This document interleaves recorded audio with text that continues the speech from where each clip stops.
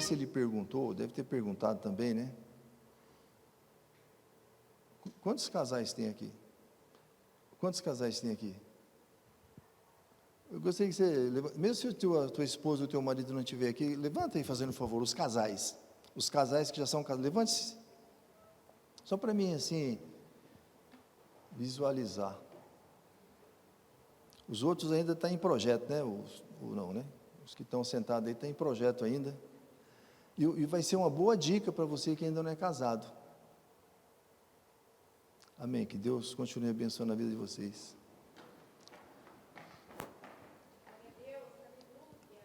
Em 2024, né? Eu me casei em 1983. E 41 anos de casado. Casei com a abençoada irmã dessa pastora aqui.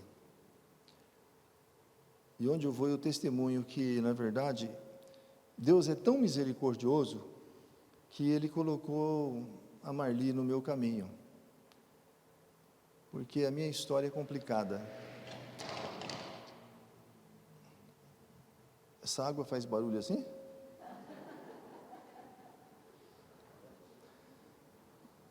Um dia, Deus vai preparar e eu quero vir aqui só para dar o testemunho meu. Eu acredito que o testemunho, do que a experiência que a gente tem, muitas às vezes acaba se identificando, né?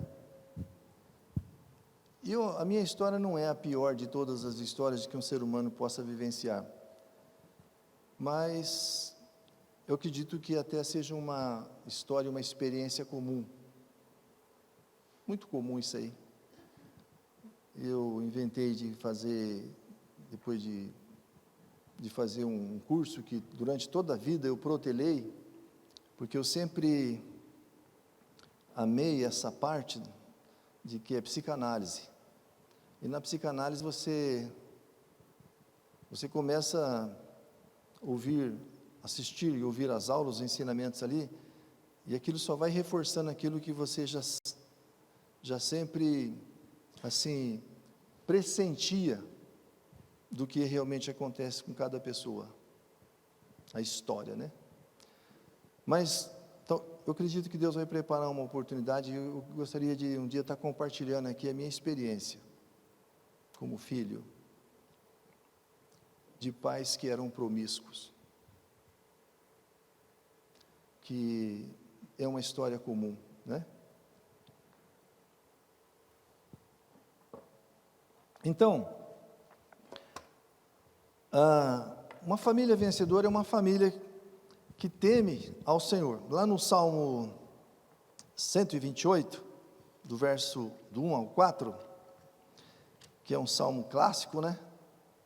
Se não poderia dizer que seria o salmo da máxima do que é realmente ser uma família vencedora, diz assim, bem-aventurado, aqui está na versão de Almeida, corrigida e atualizada, versão de Almeida atualizada, né, não corrigida, bem-aventurado aquele que teme ao Senhor e anda nos seus caminhos, do trabalho das tuas mãos comerás, feliz serás, e tudo te irá bem. Eu não sei se em todas as versões tem esse tudo, acho que deve ter, né? Tua esposa no interior de tua casa será como uma oliveira, uma videira frutífera. Seus filhos como rebentos da oliveira, a roda da tua mesa. Eis como será abençoado o homem que teme ao Senhor. Uma família vencedora é quando o marido e a esposa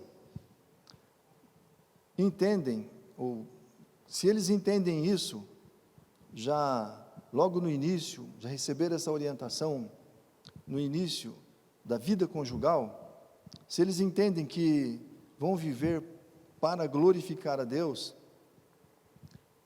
eu acredito que eles vão ter assim uma qualidade de vida, já vão entrar num relacionamento, numa união, entendendo que as atitudes de um e de outro, durante todo o transcorrer ali da sua vida, vai ser para glorificar a Deus. Eu penso que isso vai determinar que essa família realmente seja uma família abençoada, né? Que certamente vai ter vitória em todos os embates que é comum para todo mundo. O pastor Euler falou que, a respeito lá do culto, da água para o vinho, é uma ilusão pensar que a gente não tem problema. Agora, o que é positivo é a gente crer que temos vitória sempre, porque Jesus, Ele está conosco. Que problema, se uma igreja prega isso, e quando eu ouvi ele falando isso aí, são poucas igrejas, ou poucos pastores que têm coragem de falar isso. A maioria das vezes eles propagam uma ideia de que é tudo a mil maravilha, né? Você vem, você recebe a oração, vai ficar tudo resolvido. E não é bem por aí. Temer ao Senhor. O que é temer ao Senhor? O temor é um sentimento de respeito, de obediência, de reverência ao Senhor, né? Lá em Hebreus, capítulo 12, Hebreus 12, dá mais ou menos uma ideia a respeito dessa frase, dessa palavra, temer ao Senhor, que não é no sentido de, não tem aquela conotação de ter medo de Deus. Talvez se fosse no Antigo Testamento, né, lá o jeito, a maneira de Deus lidar com o povo era meio complicado, diferente, porque era uma outra dispensação, né? Mas aqui agora no Novo Testamento, o que a gente sabe de Deus é que Ele é misericordioso, Ele é benigno, Ele é bondoso, e a intenção de Deus, por meio de Jesus Cristo, é restaurar, é erguer, é levantar, é mudar, é transformar, é nos ajudar a viver numa dimensão de vida que realmente glorifica o nome dEle. Então aqui em Hebreus fala o seguinte, assim, olha, 12, 28,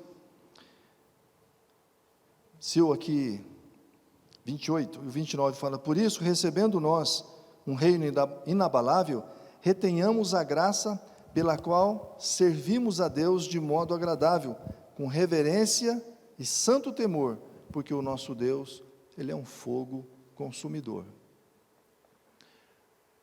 Quando fala de fogo consumidor aqui, na verdade é um aspecto, né, de um atributo de Deus em relação à questão futura do juízo que Ele vai exercer. Mas hoje, através de Jesus Cristo, da sua maior expressão de amor e de bondade, Deus é um Deus amoroso. Quem não teme ao Senhor, ele não tem essa ideia, essa disposição, essa atitude de que realmente vive aqui na terra para glorificar a Ele. Às vezes eu percebo isso até em pessoas que são apenas só temente a Deus, mas não são salvos. Você sabe que existem pessoas que temem a Deus, mas não é salvo, né? Eu conheço muita gente que tem assim um estilo de vida, né, de integridade, de caráter, de bondade, às vezes até mais, muito mais às vezes, que a gente que está inserido num contexto, né, de uma comunidade evangélica, e às vezes ele não é salvo. Na Bíblia mesmo fala de Cornélio, né, Atos capítulo 10, você já leu a história de Cornélio? Cornélio era um homem, que quem lê ali, talvez não prestar muita atenção, pode achar que ele era salvo, né? Mas ele era só temente a Deus, orava, jejuava, de contínuo ele orava e jejuava, dava esmola, e tinha um bom testemunho de todo o povo de onde ele morava ali. Mas ele não era salvo. Engraçado isso, né? Isso pode acontecer na igreja, não tem problema. Às vezes pode, né, alguém tem aqui, teme muito a Deus, mas ainda não experimentou aquela realidade, né, da salvação, do encontro com Jesus Cristo. Mas teme ao Senhor. Se o marido, se a esposa vive para glorificar a Deus, é fiel para pôr em prática 4 ensinamentos na sua vida.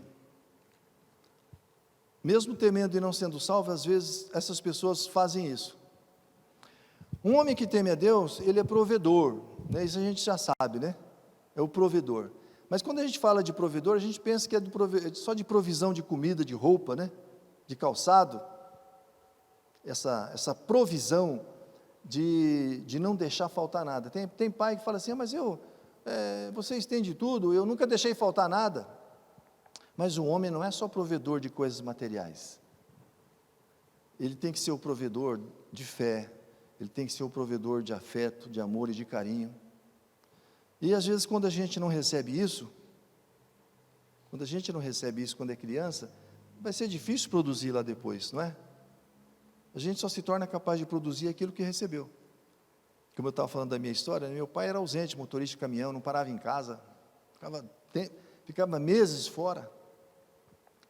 Por conta disso, às vezes minha mãe tinha que sair para trabalhar, eu fui cuidado por outro. Eu cresci sem uma referência de afeto e carinho.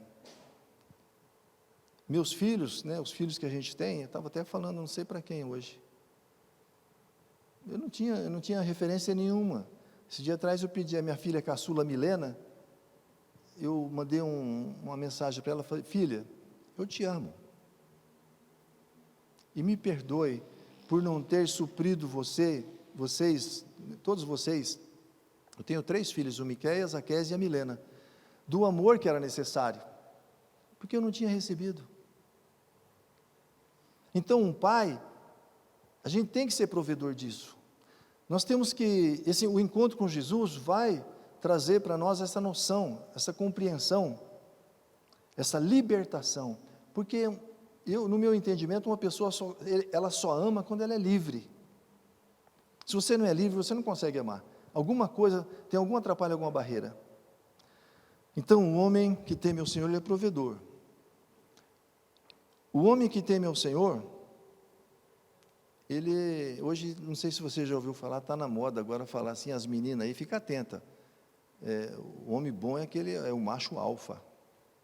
Já ouviu falar? Aquele que resolve, aquele que fala assim, deixa comigo. Ele não é omisso, ele não foge da responsabilidade, ele chama a responsabilidade para si. A mulher, inconscientemente, ela procura isso no homem.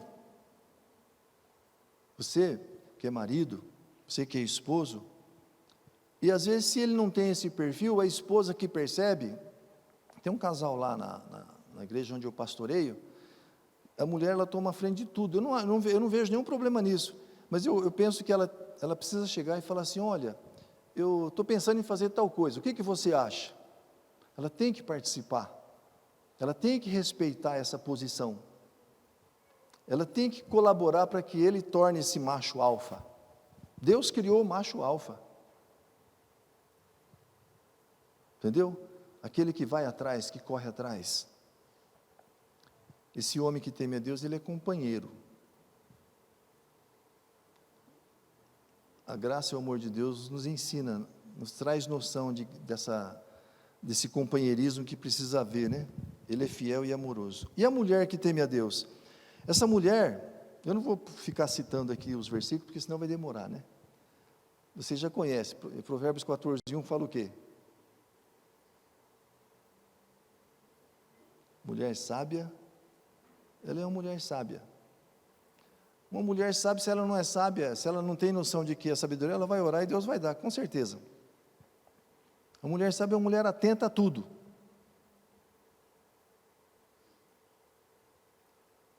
Ela está vendo tudo, ela é um radar. Talvez hoje seja um pouco mais difícil isso, porque as mulheres hoje, né, elas estão assim participando também do trabalho, saindo para trabalhar fora, né? E aí o trabalho acaba trazendo outros pesos, outras responsabilidades, que essa tarefa de sabedoria às vezes passa em branco. Mas uma mulher sábia, ela teme ao Senhor. Ela também é uma mulher discreta, ela tem discrição. Mulheres, que é normal, nenhum marido deve brigar com a mulher por causa disso, elas gostam de sempre ter uma roupa diferente, de comprar um calçado diferente, de se arrumar. Isso é muito bom. E aí, ela une a beleza que ela tem com o vestuário, porque é uma necessidade dela. Eu já vi mulher falando, acho que é verdade, né? Que a mulher nem sempre ela se arruma por causa das outras mulheres, não é por causa dos homens, né? Não é um negócio assim? Ela dá aquele trato, né? Ela sempre quer mostrar e tal, uma questão assim, um pouco de empoderamento. Isso é bom, não é condenável isso. Mas às vezes tem mulher que não tem discrição. Discrição vem de ser discreto, não é? Nos modos, no comportamento, no andar, até no vestir, no jeito de se vestir, você tem que ter discrição. Uma mulher sábia, ela tem discrição. Principalmente se ela está dentro de um contexto de uma igreja, de um reino de Deus, ela é cristã, ela não pode ter certos vestuário que fica chamando a atenção para si, principalmente sensualmente falando. Porque a beleza da mulher, a Bíblia fala que tem que ser do interior, né? Uma mulher que teme ao Senhor tem essa preocupação. Assim, a sua namorada é bonita. E quando o homem fala isso para a mulher, ela fala assim, mas parece que falar que é bonita é uma coisa comum, né? As pessoas chegam e falam que é bonita. Mas quais são os adjetivos que se sobressaem? Não é? Olha, a maneira como você se veste é encantador. Uma mulher gosta de ouvir isso. O seu rosto, você tem um rosto suave. Às vezes a mulher é linda de morrer, mas ela não tem um rosto suave. Já reparou isso? Você tem uma voz doce. Nossa, você fala isso para uma mulher. Não é? Você tem um olhar meigo. Já falou isso para sua esposa?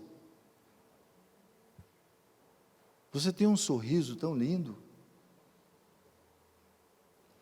Uma mulher que teme ao Senhor, o Espírito vai moldando ela, vai resgatando nela a feminilidade. Você sabe o que um homem, ele procura inconscientemente, sem saber, numa mulher? É isso, sabia? Um homem, ele gosta de mulheres vulneráveis, porque ele entende o seu papel de que tem que resolver. Às vezes você está atrás disso e não sabe. Então, um homem e a mulher que teme a Deus tem essas qualidades, não é? A mulher sábia, uma mulher que teme a Deus, ela é sábia, ela é discreta, ela não é briguenta, rixosa. Já leu lá em Provérbio da mulher rixosa? Diz que é melhor você morar no canto do telhado do que junto com a mulher rixosa, né? Ou daquela mulher que fica brigando, contendendo, implicando com tudo, rixosa. Não sei se você já ouviu eu acho engraçado, o cara fala assim que o homem aposentado em casa é pior do que quando está trabalhando. Já ouviu essa história? Diz que a mulher encarna no pobre do coitado e muda, já coloca até um apelido americano nele, começa a chamar ele de Jaque. Já que você não está fazendo nada, vai levar o lixo lá fora. Já que você não está fazendo nada, vai dar banho no cachorro. Já que você não está fazendo nada, lava a louça para mim. O coitado trabalhou a vida inteira, né? E a mulher encarna no pobre coitado, não dá sossego.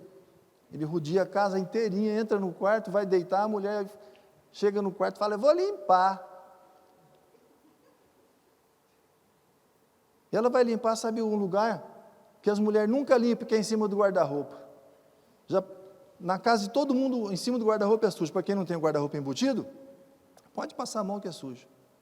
Ela botou a escada e o seu Miro lá na cama olhando assim, ela passa a mão lá, achou 4 ovos e um pacote de dinheiro com 30 mil reais. Ela perguntou, Miro, o que significa esses 4 ovos? Ele falou assim, mulher, quando eu me casei contigo e tu me fazia uma raiva, eu colocava um ovo em cima do guarda-roupa. Aí ela ficou tão feliz, porque 50 anos de casado, né? Só 4 ovos. Aí ela falou assim, e esse pacote de dinheiro? Quando inteirava uma dúzia, eu vendia. Imagina se ela fazia raiva ao velho. A mulher, ela tem que ser moderada em tudo. Não é?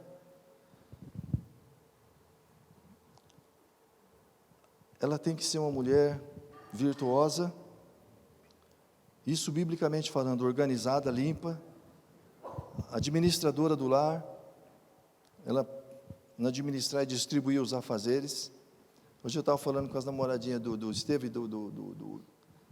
e do Jonas, que menina que dá água para camelo, sempre acha bom casamento. Acho que a pastora Roseli já falou isso aqui, né? Se ela não falou, ela vai falar. O que significa isso? Porque, às vezes, os filhos, a gente quer poupar os filhos daquilo que a gente já passou, é ou não é? E a gente tem que formar no filho um caráter que torna ele realmente um homem que possa ter uma vida que glorifique a Deus. Mas o casal que teme a Deus, ele, algumas coisas, algumas lições, alguns ensinamentos que eu acredito que a maioria de vocês aqui já observa. Eu tenho compartilhado desses ensinamentos para muita gente. Às vezes sentado, eu compartilho, falo para a pessoa anotar.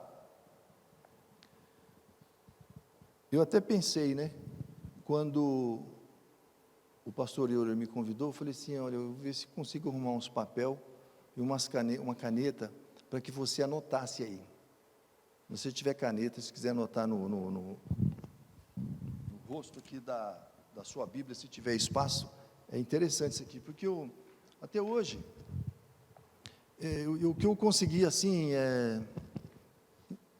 nesse entendimento meu, biblicamente falando, eu vejo nesses 4 ensinamentos, para mim, não é uma receita, mas são valores e princípios que vai fazer uma família ser vencedora a vida inteira.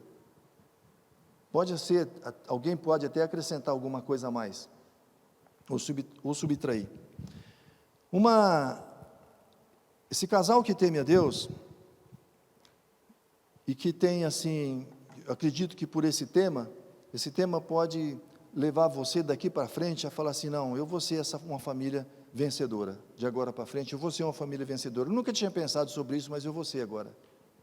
Eu preciso ser para a glória de Deus, porque se eu for uma família vencedora, eu sei que eu vou glorificar a Deus através da minha família e do meu casamento.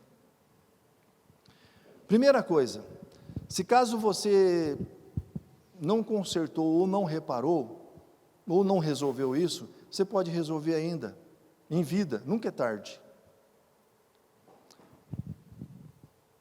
Existem 4 ensinamentos na palavra de Deus, e eu quero citar o primeiro aqui. Isso aqui não tem uma ordem assim, primeiro, segundo, terceiro, não. Você pode colocar na ordem que você quiser. É quando o homem ou mulher, ele honra pai e mãe.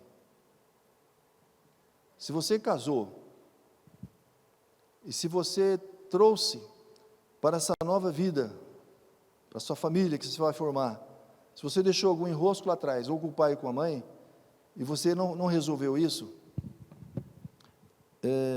peça ajuda, porque se houver algum embaraço nessa parte, nessa área, você às vezes vai passar por situações que não precisava passar, porque há uma legalidade na sua vida, na sua união conjugal, em relação ao pai ou à mãe.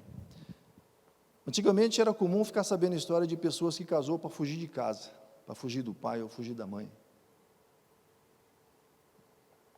Se um dos cônjuges, ou os dois, vem para o casamento com problemas com o pai ou com a mãe, é óbvio que a família não vai ser uma família vencedora. Precisa fazer reparo. E Deus não tem como abençoar, por causa que o inimigo, o problema nosso do pecado não é em relação a Deus, irmãos, é em relação ao inimigo. A gente vai lá, a moça, o rapaz de terno, né? A moça vestida, a igreja arrumada, a família ali, o pai participando, a mãe, mas às vezes tem alguma, eu participei de um casamento lá, onde que isso daí eu sabia da história, eu fui convidado para participar, e a história dessa menina também, que casou, ela não é uma história muito interessante no relacionamento com o pai. O pai tinha uma barreira com ela, não sei porquê, mas sabe o que ela fez no dia do casamento, da cerimônia?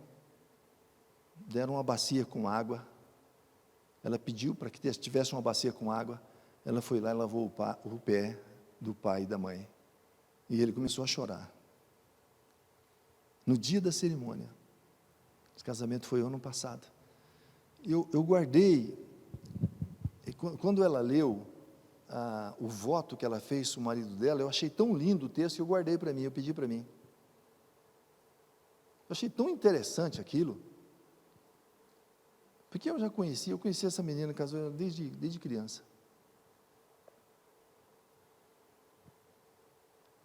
E eu não sei ainda até hoje se ela realmente ainda resolveu tudo. Porque a gente fala assim, mas eu já perdoei meu pai, eu já perdoei a minha mãe. Mas ele sabe que você perdoou? O papai sabe que você perdoou ele? A mamãe sabe que você perdoou? Mesmo que você seja avô, teus pais nem vivam, você precisa reparar isso. Honrar pai e mãe, é o 5º mandamento. Isso é sério. Se você pensa em ser uma família vencedora, se você precisar de ajuda nessa área, o pastor e a pastora aqui está aqui. Existe umas coisas incríveis nesse sentido, irmãos, vocês não fazem ideia. A segunda coisa, o segundo ensinamento da palavra de Deus para que você seja uma família vencedora, isso daqui, e esse ensinamento aqui, funciona tanto para quem é salvo, ou para quem é temente e não é salvo, e para quem é ateu. É o dízimo. Dificilmente uma família vai ser vencedora se ela não for dizimista. Não é ser dizimista simplesmente de tabela, de entregar por tabela, de entender o dízimo.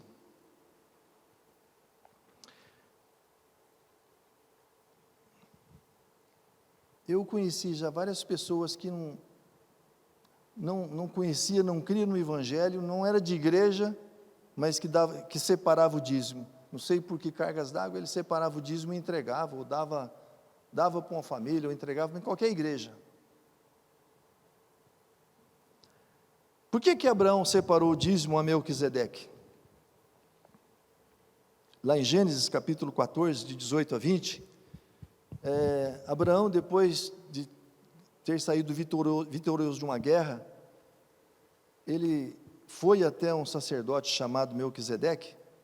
Essa história é interessante, porque ela está no livro de Gênesis, ela está registrada no livro de Gênesis, que no tempo em que Abraão fez isso, não existia Bíblia.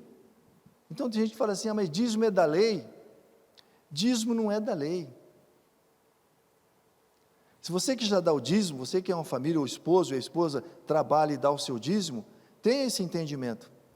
O dízimo ele consta na Bíblia, ele passou a constar na Bíblia, mas ele foi praticado por um homem que na ocasião não existia escritura nenhuma, não existia lei nenhuma. E por que ele separa o dízimo? É uma boa pergunta essa, né? Talvez para a gente responder, poderíamos abrir aqui um debate. Por que será que Abraão dá o dízimo? Quem que foi que falou para Abraão que precisava dar o dízimo? De onde que ele trouxe essa história de dízimo? Melquisedeque não pediu o dízimo para ele. E esse Melquisedeque é citado lá em Hebreus. Olha só, de Gênesis ele é citado lá no livro de Hebreus. O autor de Hebreus fala sobre isso. Gênesis 14, 18 fala: Melquisedeque, rei de Salém, trouxe pão e vinho, era sacerdote do Deus Altíssimo. Parece que é o único sacerdote que tinha uma referência de Deus no tempo de Abraão, era esse Melquisedeque. E aqui fala que ele não tinha genealogia. Não pergunta para mim que eu não sei se o pastor Euler sabe, eu não sei, a pastora Rose também eu não sei. E ele era sacerdote de Deus Altíssimo, abençoou ele Abraão e disse: bendito seja Abraão pelo Deus Altíssimo, que possui os céus e a terra, e bendito seja o Deus Altíssimo, que entregou os teus adversários nas tuas mãos. No final do verso 20 ele fala: e de tudo lhe deu Abraão o dízimo. Quando eu li isso daqui pela primeira vez, eu não tinha feito uma ligação com Hebreus. Aí quando eu fui fazer a ligação com Hebreus, o que eu descobri, e eu espero que o Espírito Santo revele isso para você hoje, se você quer ser uma família vencedora, lá em Hebreus, tem uma explicação, no livro de Hebreus, no capítulo, eu marquei o Hebreus aqui e não pus mas é no capítulo 7, Hebreus capítulo 7, no verso 7, o 4 fala assim, considerai, pois, como era grande esse a quem Abraão, o patriarca, pagou o dízimo, tirando dos melhores dos despojos. Considerai como era grande. Aí no verso 7, de Hebreus 7:7, diz assim, ó, evidentemente, é fora de qualquer dúvida que o inferior é abençoado pelo superior. Aí, essa pergunta assim, por que Abraão deu o dízimo a Melquisedeque? Porque ele reconheceu na pessoa e na figura de Melquisedeque, um representante de Deus, que era o abençoador, o provedor, fiel, provedor em tudo, nas batalhas, nas guerras, até como provedor nas coisas que ele possuía de animais, de escravos, né? De ajudantes, de empregado, porque Abraão se tornou um homem muito rico. Aí eu falo assim, é por causa disso? Eu não prego dízimo como barganha de riqueza, eu não sou dessa linha teológica, e eu já falei isso para muita gente, tem crente que assusta, fala assim, pastor, mas eu nunca vi nenhum pastor falando isso. Eu falei, pois é, mas você vai lá na Bíblia que está lá. Se você quer ser bem-sucedido no seu trabalho, na sua profissão, no teu lar, em termos assim de Deus estar provendo, entrando com a provisão no tempo, de uma forma às vezes até emergencial, você seja fiel no seu dízimo. Se o teu marido não é, você ore para que ele seja. Se a tua esposa não é, ore para que ela seja fiel no dízimo. Se você quer ser uma família vencedora. Provérbios 3, 9 e 10 fala, honra o Senhor com os teus bens e com as primícias de toda a tua renda. Honre ao Senhor. Se você crê na palavra de Deus, você pode cobrar isso aqui de Deus. Eu nem vou citar Malaquias aqui, eu não marquei Malaquias para citar, porque Malaquias é muito batido, é o que é mais citado, né? E se encherão fartamente os teus celeiros e transbordarão de vinho os teus lagares. Se fosse trazer para um contexto nosso hoje, isso daqui seria o seguinte, Deus vai te abençoar e você vai ter uma ascensão profissional e o teu negócio vai florescer e vai crescer, e você vai ser referência como um funcionário, como um profissional ou como um empresário. Irmãos, eu não sei se Deus pode mentir. Parece que a única coisa que eu aprendi que Deus não faz é que Ele não mente.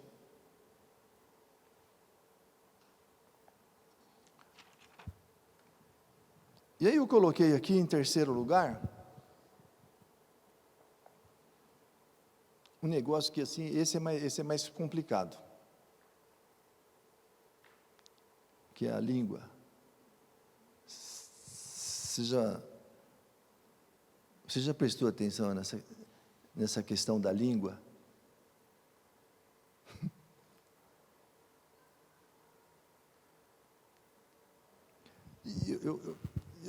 Sabe por que eu falo que é um pouco complicado? Porque a Bíblia não fala que a boca fala do que o coração está cheio? E eu vejo uma complicação no fato de que, se a minha mente, se a tua mente não for transformada,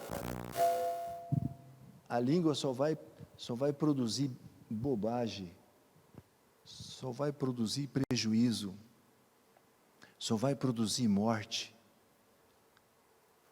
só vai produzir pessimismo.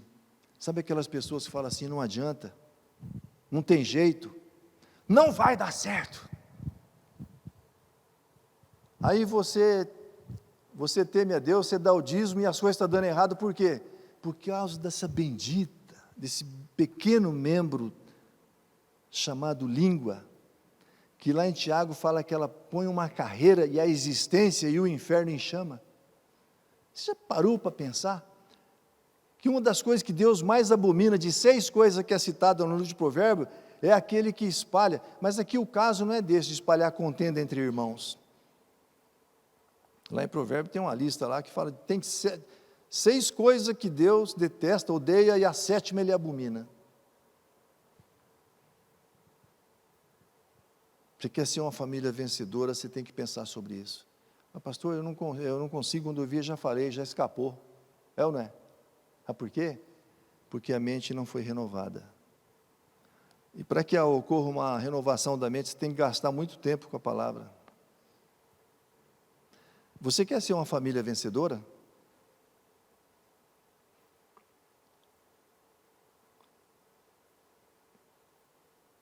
Você presta atenção na língua. Para de falar coisa negativa, principalmente a respeito de filho, a respeito de trabalho, de salário. A gente, infelizmente, às vezes, né, fala muita coisa em relação, eu pequei demais já pedi perdão, né, em relação à questão de política, de governo e tudo, e coisa. Você sabe que esse mundo jaz no maligno, não adianta, não é? Porque a morte e a vida estão no poder da...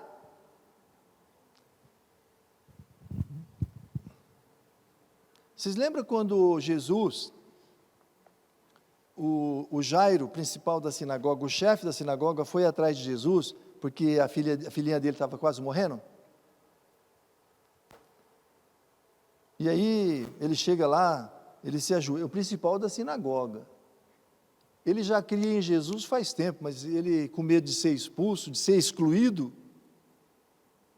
lá da sinagoga, e pelos judeus, ele não assim manifestou a sua fé em Cristo Jesus, mas quando a filha dele começou a passar mal, e ele percebeu que ela ia morrer, o que ele fez?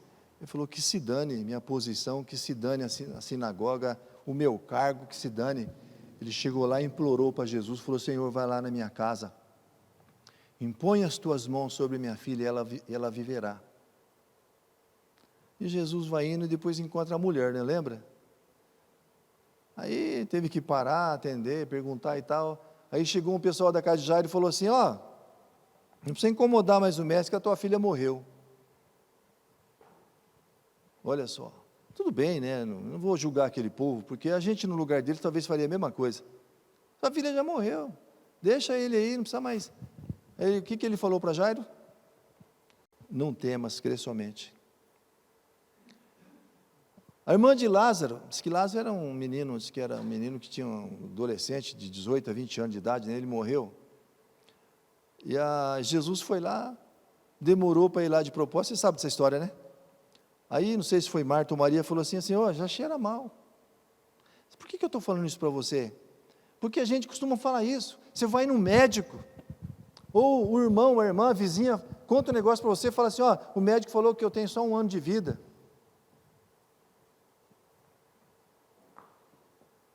Lázaro, já cheira mal, sabe? Começa a nutrir um pouco mais de fé, através do conhecimento da palavra, e muda o vocabulário.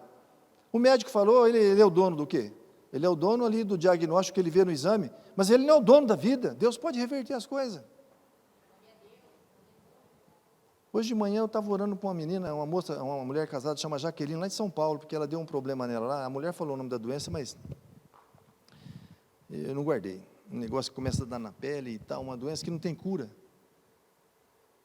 E ela recebeu a sentença do médico. Eu falei assim, olha, passa o telefone, o contato da sua filha. A hora que ela puder, fala para ela me ligar, não sei a hora que ela pode me atender, porque ela estava com uma dor de cabeça muito grande. E na hora que eu estava orando para a Jaqueline, sabe qual que veio o texto que o Espírito Santo me deu? Foi justamente esses dois, num tema, crê somente, já cheira mal. Quando fala que já cheira mal, fala que não tem mais jeito. Não tem mais jeito, não tem mais jeito, vai morrer, não vai dar certo. É melhor você desistir, desiste. Isso daí não vai dar para frente, isso aí não vai dar negócio. A gente fala isso com a maior naturalidade, irmãos.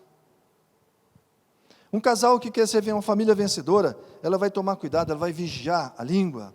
O Salmo 34, verso 13 fala, guarda a tua língua do mal e os teus lábios de falar enganosamente. E a gente só consegue isso quando você tem uma mente renovada, e o coração vai falar da palavra de Deus, que está dentro do seu coração, a palavra de Cristo, que é uma palavra boa. A palavra de Cristo é uma palavra abençoada, é uma palavra para levantar, é uma palavra para curar, é uma palavra para você pensar lá na frente, é uma palavra para você ver diferente. Vai encher o teu coração com isso daí. Não deixa certos comentários negativo, pessimista, de derrota, de morte, dominar o teu vocabulário.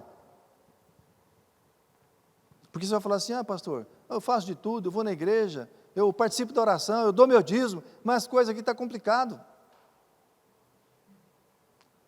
E às vezes nós estamos cooperando, quando você fala coisa negativa, coisa de derrota, a gente está cooperando mais com o inimigo do que com o Espírito Santo, porque o Espírito Santo, ele traz a revelação da palavra na nossa vida para ser mais do que vencedor em Cristo Jesus. A intenção do Espírito Santo é nos tornar mais do que vencedor. Não é isso que Paulo fala? Graças a Deus que nos dá vitória por intermédio do nosso Senhor e Salvador Jesus Cristo. Mas o inimigo insiste em querer colocar em nossa cabeça, em nossa mente, por influência às vezes do meio, da família, do lugar, coisas de pensar em termos de derrota. Em 1 Pedro capítulo 3, o apóstolo São Pedro fala alguma coisa nesse sentido. 3, 10 e 11, ele diz assim: pois quem quer amar a vida e viver dias felizes? Se fosse uma pergunta, todos nós aqui, e vai levantar a mão, é ou não é? Você não quer ter dias felizes? Quem é que não quer? O mundo aí fora está correndo atrás de felicidade. Ele fala assim: refreia a sua língua do mal, e os teus lábios de falarem dolosamente, enganosamente. Aparte-se do mal, pratique o que é bom, e busque a paz e empenhe-te para alcançá-la. Olha,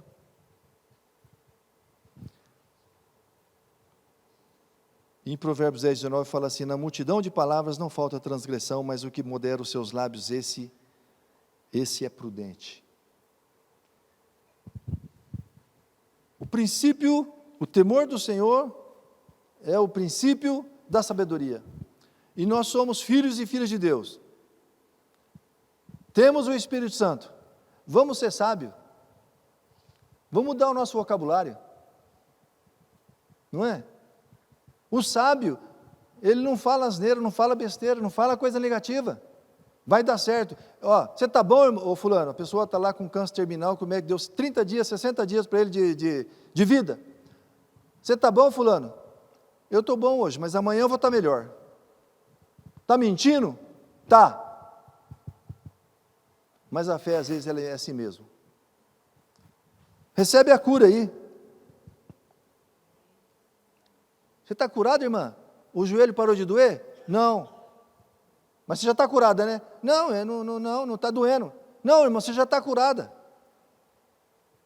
Então, essa verdade, essa revelação da cura, ela vai fazer muito diferente. Mas a nossa mente fala assim: não, eu não estou curado. Aqui, Mas você está mancando e fala: não, eu estou curado, graças a Deus, amanhã eu vou estar melhor. Jesus já me curou lá na cruz. É loucura isso aí? É. Onde é que você viu falar que quem é evangélico não é doido?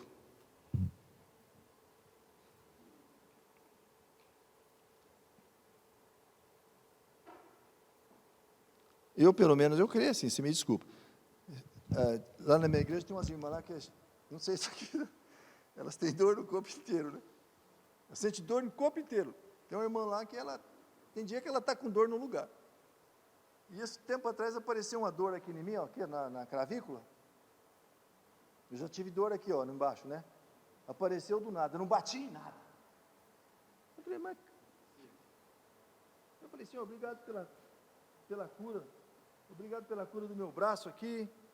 Obrigado por essa dor, que em nome de Jesus ela vai sair. E aí passou, essa dor desapareceu, que eu fiquei depois sem saber se era do braço esquerdo ou do direito. Aí apareceu uma dor aqui, eu falei, será que é Maria? Deve ser coisa da idade, ou é porque dorme de lado, eu não costumo dormir de lado. Eu falei assim, eu orei bem assim, Eu falei, Senhor, eu não sei se é coisa da idade, mas se for também, será que tem um jeito? Se tem um jeito de tirar essa dor aqui, da clavícula aqui, não sei, da junta, né? E eu mesmo com idade, eu gostaria de ficar sem essa dor. Aí, a dor sumiu. Você sabe por quê? Você acha que eu tenho mais fé que você? Você acha que eu tenho mais fé que você? Ah, o senhor é pastor, o senhor fez teologia, nossa, sua fé. Você sabe onde que eu vou quando aparece um negócio no meu corpo? Eu vou lá em Isaías 53. Você já foi lá? O Espírito Santo mandou eu ir lá. Você sabe o que está escrito lá? Os pastores, faz favor, não responde não. Quando o pastor está pregando aqui, outro pastor não pode responder nada, fica quieto. 53. Se você não foi lá, você vai lá. Pega aquelas canetas amarelas, de marca texto, e marca lá Isaías 53. Se não me engano, acho que o 3 e o 4. O que fala lá? Você lembra? O que fala lá? Porque Ele levou as nossas dores e as nossas enfermidades e a iniquidade, a nossa iniquidade veio sobre Ele. Está escrito lá, em que tempo do verbo? Levou ou vai levar? Levou. Olha, é simples. Está falando aqui que o senhor já levou, eu não nasci com isso aqui, eu vou ficar com isso aqui agora? Não, né? Em nome de Jesus não, né? Amém, obrigado Pai, eu te louvo, te agradeço, em nome do Senhor Jesus Cristo. E vou cantar.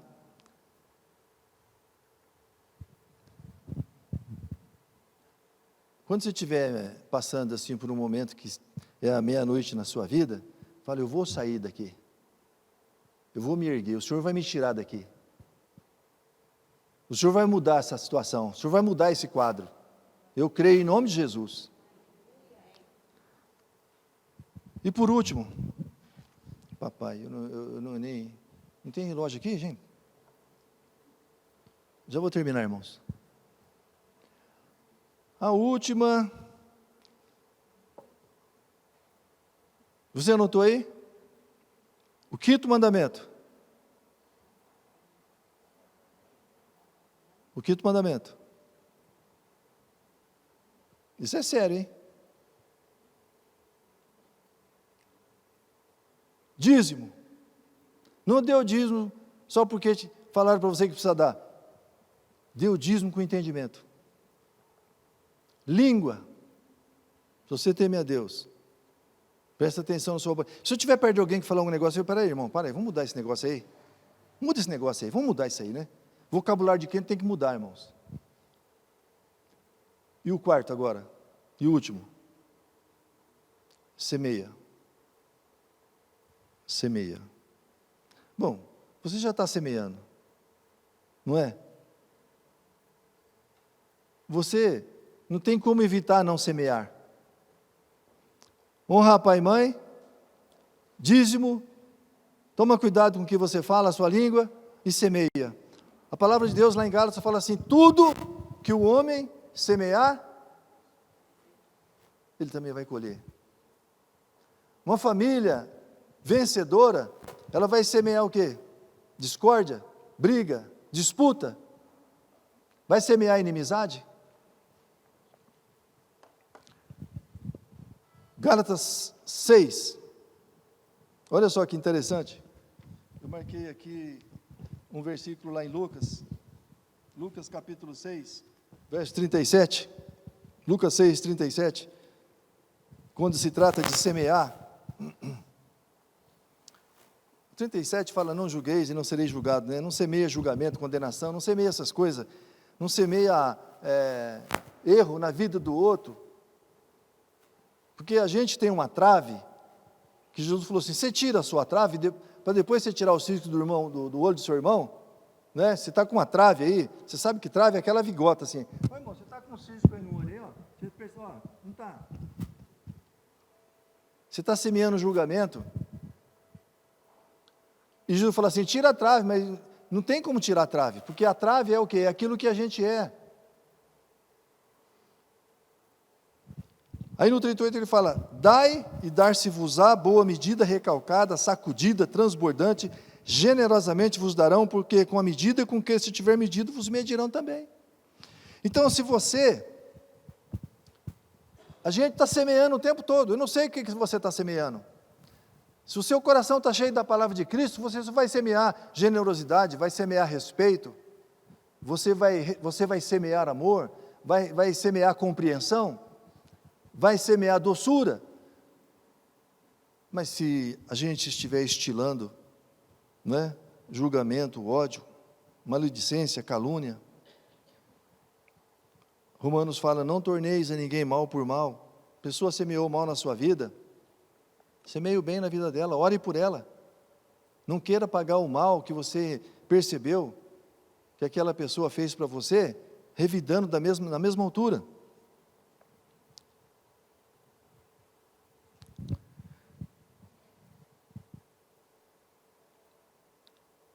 E falando em assistência social, semeia roupa boa, que você não vai usar mais, não é porque está velha, mas é porque talvez você não está gostando mais daquele modelo, não ficou bem.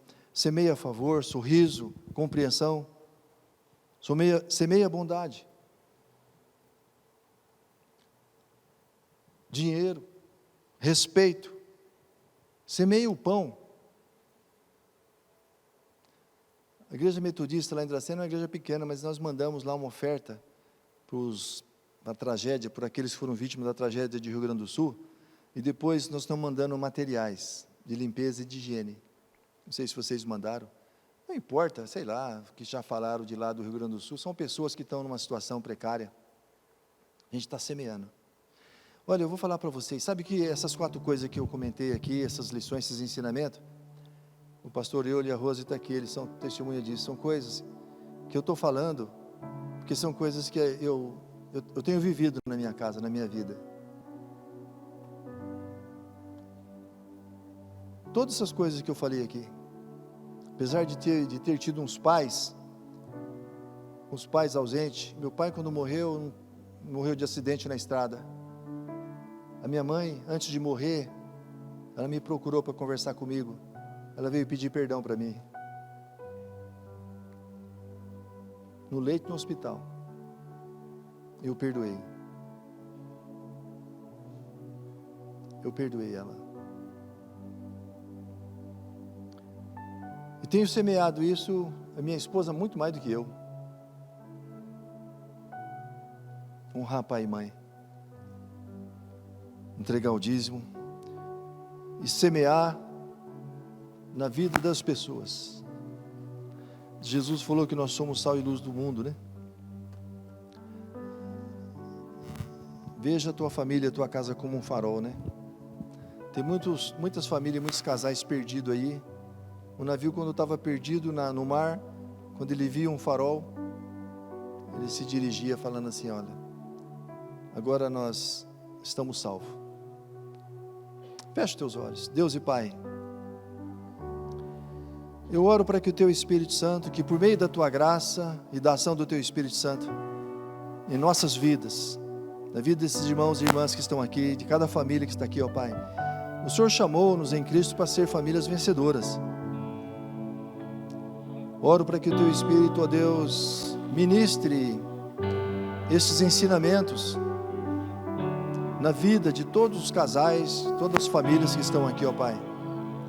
De maneira, ó Pai, que eles percebam que essas lições, esses ensinamentos, essas práticas, para a glória do Senhor Jesus Cristo, vai torná-los famílias vencedoras.